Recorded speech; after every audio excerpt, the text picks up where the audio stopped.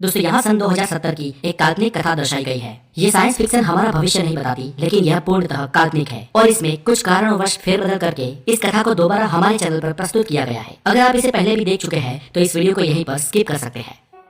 25 अप्रैल साल 2070। इस वक्त दुनिया पहले से काफी बदल चुकी है। चारों ओर बड़ी बड़ी इमारतें दिख रही है। रास्ते अब सुनसान बन चुके हैं क्योंकि यातायात अब आकाश के माध्यम से हो रहा है। साल 2050 से ही हर एक इंसान के पास फ्लाइंग कारें मौजूद है, पर ये कारें पेट्रोल या बिजली पर नहीं चलती है। पृथ्वी पर से पेट्रोलियम तो 20 साल पहले ही खत्म हो चुका है, पर इंसान ने ऊर्जा की आपूर्ति के लिए एक नई आधुनिक खोज की है और वो है हीलियम 3। हम इंसान चांद से हीलियम 3 लाने में कामयाब हुए हैं और अब हीलियम 3 ही हमारा नया फ्यूल है।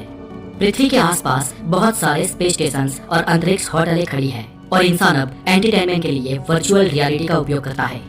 इस टेक्नोलॉजी से कोई भी फिल्म या कोई भी पुराना वीडियो इंसान रियल लाइफ में महसूस कर सकता है और इस सुपर एडवांस वर्चुअल रियलिटी का उपयोग बहुत ही पैसे वाले लोग ही करते हैं। इसके लिए इंसान के दिमाग में एक छोटा सा हॉल करके उसके अंदर न्यूरो सेल्स फिट किए जाते हैं और इन न्यूरो सेल्स के माध्यम से किसी भी वर्चुअल फिल्म को या अपने खुद के पुराने वीडियोस का इंसान उसके वास्तविक रूप में अनुभव कर सकता है। सिस्टम अब बहुत एडवांस बन चुकी है। बाइनरी कंप्यूटर्स को तो सालों पहले श्रद्धांजलि दे दी गई थी। उसके बाद क्वांटम कंप्यूटर्स ने सालों तक राज किया और फिलहाल सुपर क्वांटम कंप्यूटर्स का जमाना है। मोबाइल फोन्स भी अभी खत्म हो चुके हैं और अभी हाथ और अंगूठे पर लगाई चिप्स के जरिए इंसान एक दूसरे से बात ही कर सकते हैं। अगर कोई ऑनलाइन शॉपिंग करे तो ड्रोन के माध्यम से बस 10 मिनट में वस्तु उसके घर पहुंच जाती है। इंसान ने आमतौर पर मजदूरी वाला काम सालों पहले करना छोड़ दिया था और अभी इंसान का काम सुपर रोबोट्स कर रहे हैं और मशीनों की इस दुनिया में इंसान अकेला पड़ गया है। और ऐसा ही एक अकेला इंसान है जॉन रॉबिन्सन। ये जॉन रॉबिन्सन यानी आज की इस आधुनिक दुनिया का सबसे अमीर इंसान। जॉन की एक बड़ी कंपनी ह्यूस्टन में स्थित है और उसकी कंपनी इन मशीनरीज के लिए हार्डवेयर और सॉफ्टवेयर बनाती है। जॉन भी एक रोज फैमिली मैन हुआ करता था, पर आज से करीब 15 साल पहले उसकी पत्नी का देहांत हो गया था और तब जॉन की उम्र करीब 35 साल थी और आज वो 50 साल का हो चुका है। और कोइंसिडेंटली आज जॉन की वेडिंग एनिवर्सरी भी है और आज उसे अपनी पत्नी की बहुत याद आ रही है। अपनी पत्नी के गुजरने के बाद पिछले 15 सालों में जॉन ने ना तो अपना बर्थडे मनाया था और ना ही कोई बड़ा सेलिब्रेशन किया था। अपनी पत्नी की याद में आज जॉन ने सुबह सुबह ही अपने दिमाग के न्यूरॉन्स के माध्यम से पुरानी कुछ वीडियोस को, कुछ यादों को वास्तविक रूप में 2-2 बार देखा और कुछ 2 घंटे बाद वो अपने काम पर अपनी ऑफिस के लिए निकला। बहुत ही बड़ी इमारत में 225वें माले में वो अपनी ऑफिस में दाखिल हुआ। आज जॉन का ऑफिस में भी मन नहीं लग रहा था क्योंकि ऑफिस में भी उसको अपनी पत्नी की याद आ रही थी और तभी अचानक उसका ध्यान तोड़ते हुए उसकी सेक्रेटरी का फोन बजा। उसकी सेक्रेटरी ने उसे कहा कि सर, आज आपकी अपॉइंटमेंट वायलेट स्पेस कंपनी के एमडी मिस्टर अविनाश के साथ है। मिस्टर अविनाश आपको मिलना चाहते हैं। ओके सर, अविनाश को अंदर भेजिए। ऐसा कहते हुए जॉन ने फोन रख दिया। Good morning sir, I am Avinash. ऐसा कहते हुए अविनाश ने जॉन से हाथ मिलाया। Yes Avinash, please seat, John ने कहा। अविनाश बोले, जॉन, हमारी कंपनी वायलेट स्पेस आपके लिए एक एक्स्ट्रा ऑर्डिनरी ऑफर लेकर आई है और सर, जैसे ही आप इस ऑफर के बारे में सुनेंगे आप खुशी के मारे झूम उठेंगे। यस मिस्टर अविनाश, आपकी कंपनी वायलेट स्पेस ही है जिसमें मेरी पत्नी रोजी काम करती थी, इसलिए आज मेरी दुखद यादों को ताज़ा कराने के लिए और ऊपर से मुझे झूम उठाने के लिए आपका धन्यवाद। जॉन तिरछी नजर करते हुए कटाक्ष में बोला, अरे नहीं सर, ऐसा नहीं है। रोजी मैडम सिर्फ हमारी ही नहीं लेकिन दुनिया की सबसे बड़ी 25 कंपनियों के साथ भी काम करती थी और दरअसल अगर मैं सच कहूँ तो ये सारी कंपनियां आपकी पत्नी जैसी होनहार महिला के साथ जुड़ी थी। मिसिस रोजी वाकई में इस दुनिया की सबसे इंटेलिजेंट महिला थी। अविनाश ने जवाब दिया, मेरी पत्नी इस दुनिया की सबसे इंटेलिजेंट महिला थी। लंबी सांस लेते हुए जॉन बोला, लेकिन वो सब छोड़ो, आप अपने काम के बारे में बताओ। जॉन ने फिर से कहा। मिस्टर अविनाश बोले, ओके सर, पहले 2-4 मिनट आपको बेसिक बैकग्राउंड के बारे में बता देता हूँ और उसके बाद मुद्दे की बात करता हूँ। सर, आपको तो याद होगा सन 2030 में जब पूरे विश्व की सिस्टम आर्टिफिशियल इंटेलिजेंस पर डिपेंडेंट हुई, तब से ये कयास लगाए जाते थे कि आर्टिफिशियल इंटेलिजेंस इस दुनिया पर अपना आधिपत्य जमा लेगी और हम मनुष्य को गुलाम बना देगी। तब इंसान मशीन के गुलाम बन जाएंगे। ये भविष्य बहुत ही नजदीक दिख रहा था और आपकी पत्नी मिसिस रोजी ने उसके बाद ये कहा था कि आर्टिफिशियल इंटेलिजेंस इंसान के काबू के बाहर निकल जाए और इंसानों को गुलाम बना दे। ऐसा नहीं होगा। डॉक्टर रोजी ये मानती थी कि एआई यानी कि आर्टिफिशियल इंटेलिजेंस एक मानव निर्मित बुद्धिमत्ता है और ये अप्राकृतिक इंटेलिजेंस इंसान के दिमाग से तो पावरफुल हो सकती है, लेकिन फिर भी वो आखिर एक मानव निर्मित प्रोग्राम ही है, कुदरत निर्मित नहीं है।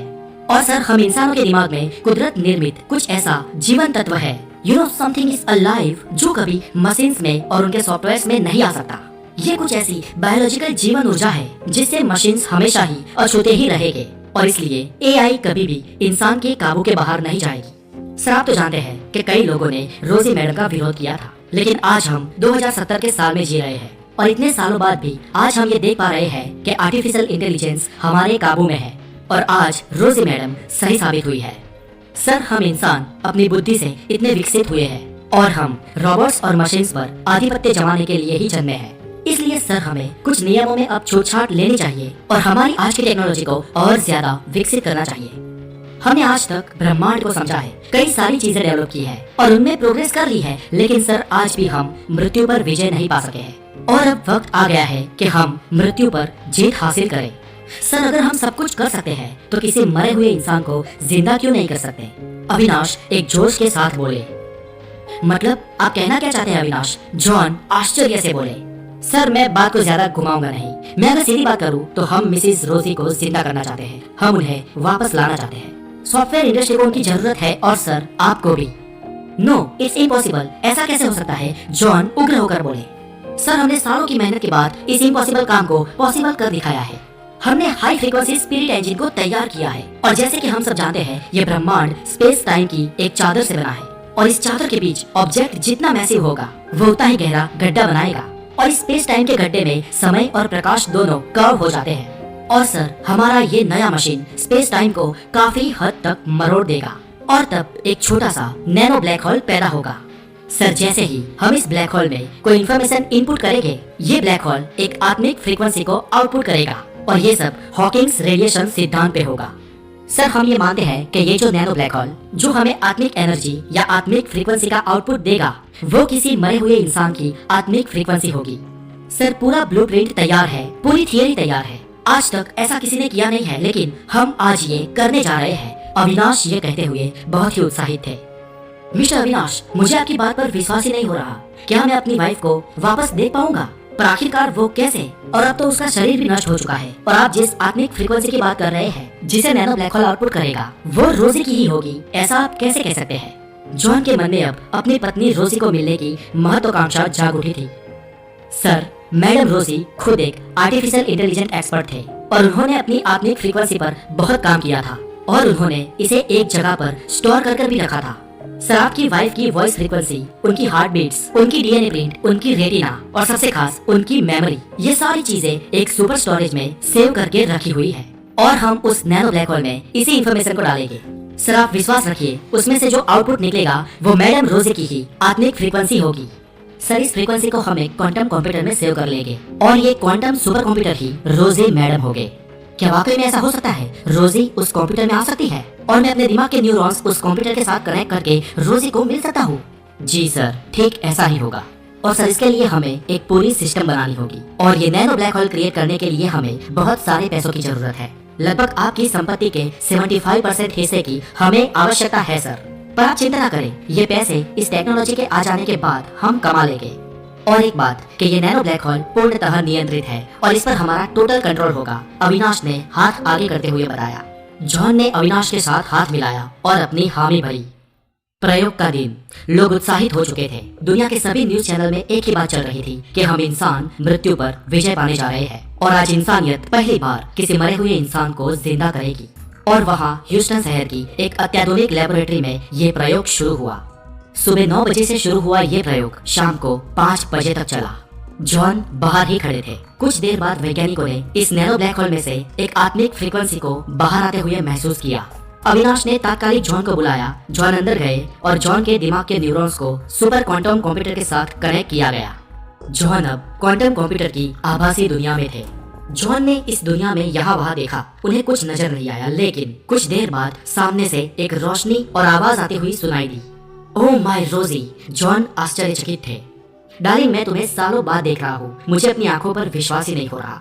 जॉन को सामने रोजी की ही लेकिन एक धुंधली आकृति दिखाई दे रही थी, पर यह आकृति उन्हें दुखी लग रही थी, बेहद दुखी। डियर क्या हुआ, तुम इतनी दुखी क्यों लग रही हो? जॉन ने रोजी का हाथ पकड़ते हुए कहा। जॉन ये तुमने क्या किया? तुम्हें ऐसा नहीं करना चाहिए था, रोजी बड़े ही दुखी स्वर में बोली। क्यों? मैंने ऐसा क्या किया है? मैं तो आज तुम्हारी इस मौजूदगी से खुश हूँ, जॉन ने रोजी से कहा। तब रोजी ने ये जवाब दिया कि तुमने आज कुदरत के नियम को तोड़ा है। लेकिन रोजी, मैंने ये सब कुछ तुम्हारे लिए किया, क्या तुम इस दुनिया में वापस आकर खुश नहीं हो? जॉन ने पूछा। जॉन, तुम्हें पता ही नहीं कि तुमने क्या कर दिया है। 15 साल पहले जब मेरा निधन हुआ तब मैं इस संसार की सारी मोह और माया को छोड़कर चल बसी थी, और मुझे पता नहीं कि उस 15 सालों में मैं कहाँ थी और आगे कहाँ होंगी। पर कुदरत के नियमों के अनुसार मुझे आगे बढ़ना था और मेरी आत्मिक गति निश्चित थी, किंतु तुमने मुझे यहाँ बुलाकर इस गति में अवरोध पैदा किया है।